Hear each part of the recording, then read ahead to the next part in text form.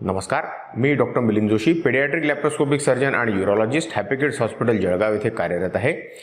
आजच्या व्हिडिओमधनं आपण जाणून घेऊया नवजात बालकांमध्ये आतड्यांचे कसले आजार असू शकतात ज्यामध्ये सर्जिकल इंटरव्हेन्शनची किंवा पेडियाट्रिक सर्जनच्या सल्ल्याची आणि इंटरव्हेन्शनची गरज पडू शकते. तर तुम्हाला हे जाणून आश्चर्य वाटेल, नवजात बालकांमध्ये जे आतड्यांचे आजार असतात त्यातले बरेचसे आजार हे इमर्जन्सी असतात, म्हणजे त्यांची त्वरित शस्त्रक्रिया करावी लागते आणि या शस्त्रक्रियांनंतर त्याचे जे सर्जिकल आउटकम आहेत ते आता मॉडर्न ॲनेस्थेशिया आणि मॉडर्न सर्जिकल टेक्निकमुळे खूप चांगल्या प्रकारे विकसित झालेलं असल्यामुळे रिझल्ट्समध्ये प्रचंड प्रमाणात इम्प्रूव्हमेंट आलेली आहे. तर या आजारांपैकी काही कॉमन आजारांची माहिती आता आपण जाणून घेऊ. एक कॉमन आजार असतो ज्यामध्ये अन्ननलिका ही पूर्ण बनलेली नसते आणि अन्ननलिकेचा एक भाग जो आहे तो श्वासनलिकेशी जोडला गेलेला असतो. या आजाराला ट्रकिओ इसोफेजियल फिस्चुला असं म्हणतात. हा आजार किंवा ही कंडिशन एक इमर्जन्सी असते आणि नवजात बालक जन्मल्याबरोबर शक्य तेवढ्या लवकर या आजारासाठी शस्त्रक्रियेची गरज पडते, कारण या आजारामध्ये बाळाची जी लाळ तयार होते आहे ती सुद्धा अन्ननलिकेद्वारे खाली जाऊ शकत नाही आणि ती फुफ्फुसामध्ये जात असते. तसंच पोटामध्ये तयार होणारं जे ॲसिड आहे ते अन्ननलिकेच्या एका भागाद्वारे श्वासनलिकेमध्ये जमा होत असतं, ज्यामुळे बाळाला जीवघेणा न्यूमोनिया होऊ शकतो आणि यातून बाळाचा जीव जाऊ शकतो. म्हणून या आजाराची शस्त्रक्रिया बाळ जन्मल्यानंतर शक्य तेवढ्या लवकर करावी लागते. या आजाराचं नाव आहे ट्रकिओ इसोफेजियल फिस्चुला. त्यानंतर हा आजार शक्यतोवर नवजात बालकांमध्ये आढळतो. त्यानंतर कॉमन आढळला जाणारा आजार म्हणजे कंजेनायटल हायपरट्रॉफिक पायलोरिक स्टेनोसिस. या आजारामध्ये जे जठरामध्ये जे दूध बाळ पितं तिथून जेव्हा ते लहान आतड्यांमध्ये त्याचा प्रवेश होत असतो त्या ठिकाणी एक नैसर्गिक व्हॉल्व असतो जो की जठरामध्ये जे साठवलेलं अन्न आहे ते थोड्या प्रमाणात असं करून आतड्यांमध्ये रिलीज करत असतं. तर या व्हॉल्वची ॲक्टिव्हिटी जेव्हा प्रमाणापेक्षा जास्त ॲक्टिवेट झालेली असते त्यावेळा ते जठरामधलं जे पिलेलं दूध आहे ते पुढे लहान आतड्यामध्ये सरकू देत नाही आणि मग ते जठरातनं उलटीद्वारे काही वेळाने बाहेर काढलं जातं. या आजाराला कंजेनायटल हायपरट्रॉफिक पायलोरिक्स किंवा इन्फंटाईल हायपरट्रॉफिक पायलोरिक स्टेनोसिस असं सुद्धा म्हणतात. तर हा आजार शक्यतोवर 15 दिवस ते 2 महिने या कालावधीमध्ये बालकांमध्ये आढळून येतो. या आजारामध्ये सुद्धा शस्त्रक्रियेची गरज पडते, कारण शस्त्रक्रिया जर केल्या गेली नाही तर या आजारामुळे किंवा वारंवार होणाऱ्या उलट्यांमुळे या बालकांमधल्या रक्तातलं सोडियम पोटॅशियमचं प्रमाण, शुगरचं प्रमाण हे ऑल्टर होऊन त्यामधून बाळांना सुद्धा जीवघेणा प्रॉब्लेम होऊ शकतो.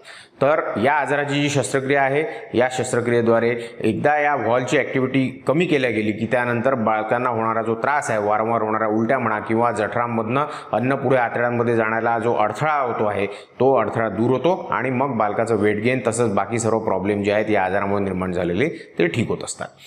त्यानंतर येऊ आपण लहान आतड्यांच्या प्रॉब्लेममध्ये. तर लहान आतड्यांमध्ये असणारा कॉमन आजार म्हणजे ड्युओडेनल ॲट्रेझिया, जिथे आतडे जे आहेत या आतड्यांमधली जी संरचना अशा प्रकारे बनलेली असते की आतड्यांचा एक भाग नॉर्मल असतो परंतु त्याच्या पुढचा भाग जो आहे तो एकमेकांशी कनेक्टेड नसतो. या प्रकारच्या आजारांना ॲट्रेझिया असं म्हणतात. हा ॲट्रेझियाचा आजार लहान आतड्याच्या सुरुवातीच्या भागात किंवा लहान आतड्याच्या मधल्या भागात किंवा लहान आतड्याच्या शेवटच्या भागात सुद्धा येऊ शकतो. तर यांना जिथे त्याचं लोकेशन असेल त्यानुसार याचं मेडिकल टर्मिनॉलॉजीमध्ये वेगवेगळे नावं दिल्या गेलेले आहेत आणि या सर्वच प्रकारच्या ॲट्रेझियाच्या आजारांमध्ये शस्त्रक्रियेची गरज पडते आणि ही शस्त्रक्रिया जी आहे ती नवजात बालक असतानाच केल्या जावी लागते, जेणेकरून त्या बालकाचा जीव हा वाचवला जाऊ शकेल. त्याशिवाय लहान मुलांमध्ये आढळणारा आतड्यांचा आणखीन एक कॉमन प्रॉब्लेम म्हणजे माल रोटेशन, ज्याच्यामध्ये आतडे जे आहेत हे स्वतःभोवती फिरून गेलेले असतात किंवा यांची जी नैसर्गिक रचना असायला हवी तशी न राहता ती एक विचित्र प्रकारे घडी पडल्यासारखी रचना होऊन जाते आणि त्यामुळे आतड्यांमध्ये पीळ पडतो आणि आतड्यांचा जो रक्तप्रवाह आहे तो खंडित होऊ शकतो आणि आतड्यांमध्ये गँग्रीन सुद्धा होऊ शकतं. तर या आजाराला माल रोटेशन असं म्हणतात.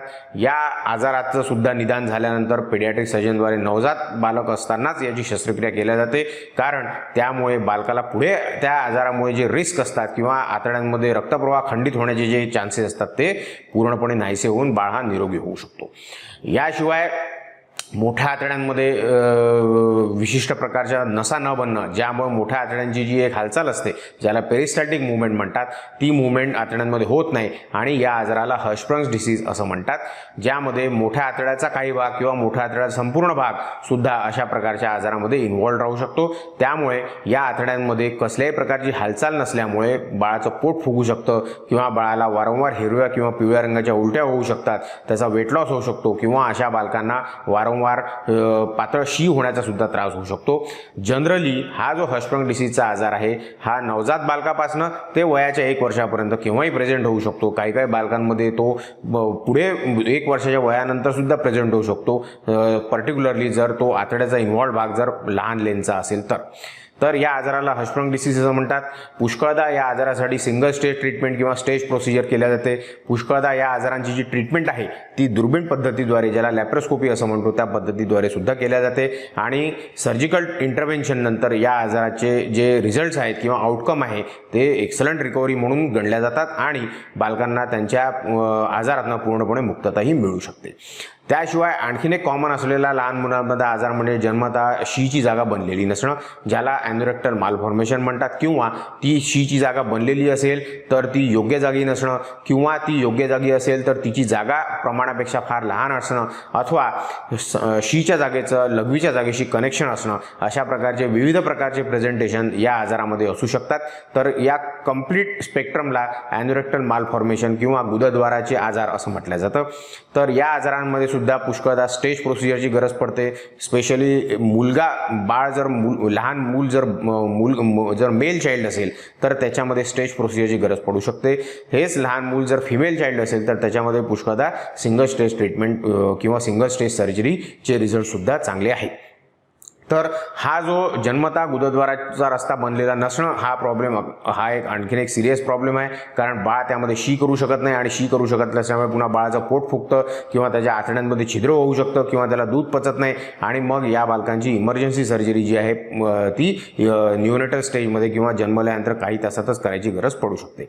तर या सर्व जी ट्रीटमेंट आहे ही पिडियाट्रिक सर्जन्सद्वारा केल्या जाते आणि जेव्हा पिडियाट्रिक सर्जनला अशा प्रकारच्या प्रॉब्लेम करता कन्सल्ट केल्या जातं तेव्हा ते बाळाला तपासून आणि त्याच्या काही चाचण्या आजारानुसार ज्या इंडिकेटेड असतील त्यानुसार करून त्याच्या सर्जिकल ट्रीटमेंटचं डिसिजन घेत असतात. जसं मी व्हिडिओच्या सुरुवातीलाच तुम्हाला सांगितलं की आता मेडिकल फील्डमध्ये ज्या प्रकारची डेव्हलपमेंट झाली आहे त्यामुळे या आजारांचे जे सर्जिकल आउटकम आहे ते आता खूप चांगले झालेले आहेत. बाळ पूर्णपणे निरोगी करता येण्यासारखे झाले आहेत आणि पुढे भविष्यामध्ये यांना काही त्रास होणार नाही अशा प्रकारची ट्रीटमेंट आता उपलब्ध झालेली आहे.